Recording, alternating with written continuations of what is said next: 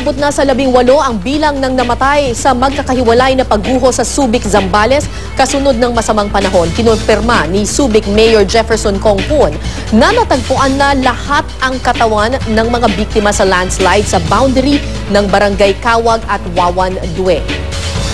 Pawang magkakamag-anak ang mga nasawi. Kabilang sa mga huling nahanap ang mag-asawang Danny at Elvira Kuanan at 4 nilang anak. Nahanap din ang magkapatid na sina Joros at Joshua Itak.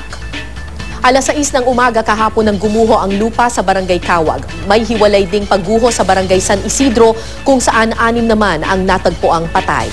Bukod sa mga nasawi sa landslides, isang residente rin ang nalunod at natagpuan sa Santo Tomas River sa Barangay Santa Monica. Dahil naman sa matinding pagbaha na naranasan ng lungsod ng Olongapo ay ilang residente kinailangan pang tumawid sa bubong para lang makalikas. Aabot sa mahigit 10,000 residente ang apektado ng baha. Ang ilan ay nananatili ngayon sa ilang eskwelahan na pansamantalang nagsisilbing evacuation center.